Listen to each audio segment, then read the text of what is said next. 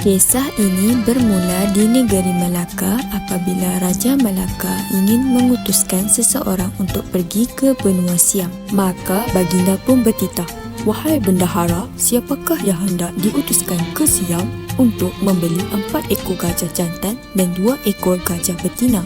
Lalu berkata bendahara, "Daulat Tuanku Shah Alam, patut mohonkan ampun dan kurnia jikalau lain daripada Laksamana adalah lambat pergi datang."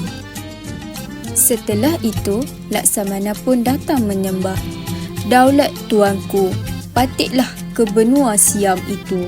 Selepas itu, Raja juga mendengar kabar negeri baharu iaitu Patani.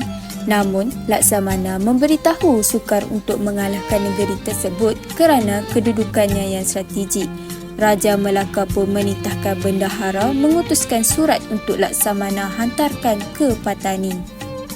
Selepas itu, Laksamana dan Maharaja Setia berlayar dengan angkatannya menuju ke Siam. Setelah berapa lamanya mereka sampai ke negeri Patani. Laksamana pun turun melihat bandar sememangnya sukar dikalahkan oleh musuhnya. Setelah selesai, mereka meneruskan perjalanan dan sampailah ke Siam. Mereka disambut dengan dentuman berdil. Datanglah orang bandar bertanya, "Kapal ini dari mana?" Maka jawablah orang dalam kapal, "Kami utusan datang dari Melaka." Kemudian orang bandar masuk menghadap Syah Bandar. Syah Bandar memberitahu Oya Bagelang dan dia pun pergi menghadap Pracau. Pracau pun bertitah supaya utusan itu datang menghadapnya seperti mana cara menghadap adat orang Siam. Namun, Laksamana tidak mahu berbuat demikian kerana dia ada penyakit di tubuhnya. Lalu Pracau izinkan Laksamana berjalan dan berkeris seperti adat Raja Melaka ia menghadap. Laksamana dan Maharaja Setia menghadap Pracau dan dibacalah utusan Raja Melaka berkehendakkan gajah. Maka titah Pracau, "Hai Laksamana, jangan ke 4 ekor Raja Melaka hendakkan gajah. Jika 40 sekalipun kita beri." Selain itu juga, Pracau sangat kagum dengan sikap Laksamana dan fasih berbahasa Siam. Lalu diberikan persalinan cara Siam. Setelah beberapa lama Laksamana tinggal di Siam, maka Pracau pun bertitah kepada Oya Bagelang, "Wahai Oya Bagelang, mana pendekar Jepun yang bernama Cincu?" Maka sembah Oya Bagelang, "Ada tuanku. Pendekar itu datang dari Kemboja terlalu masyhur. Jika 10-20 bukan lawannya." Maka titah Pracau, "Segera panggil pendekar Jepun." Pendekar itu pun segera datang menghadap. Pracau bertitah kepada 7 pendekar Jepun berlawan dengan Laksamana. Laksamana marah dengan kata-kata pendekar Jepun yang bersifat angkuh dan merendah-rendahkan Laksamana dan Hulu Balang Melayu. Maka pendekar Jepun berlawanlah dengan Laksamana.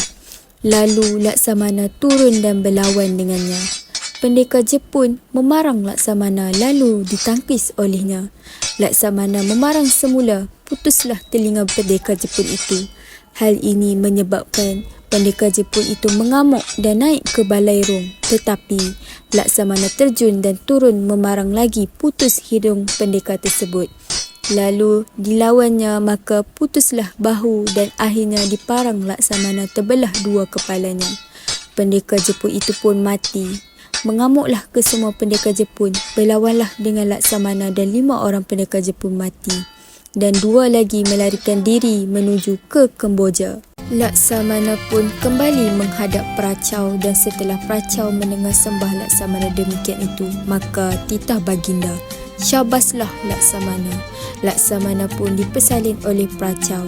Pracau telah meraihkan Laksamana dengan satapan.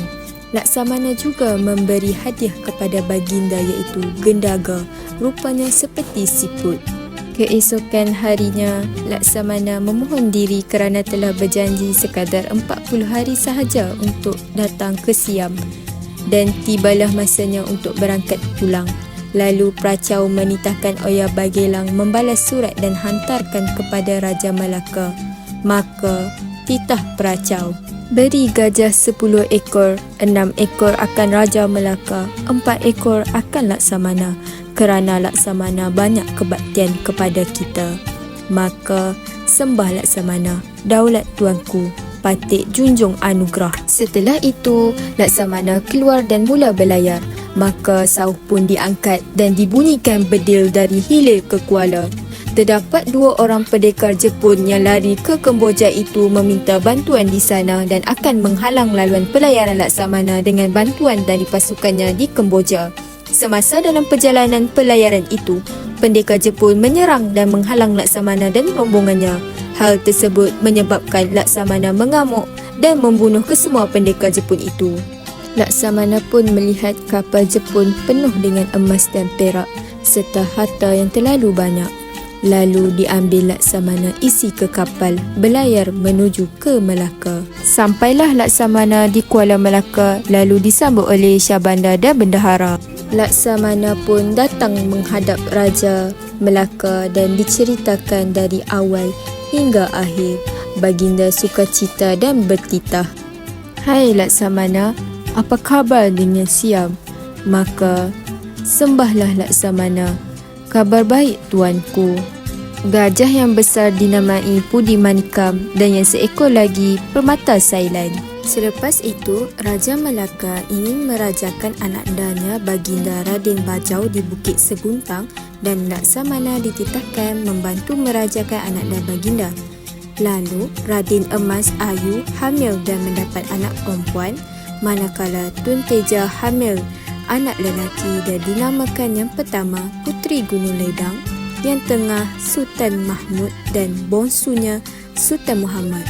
Sekian, terima kasih. Itu sahaja daripada saya.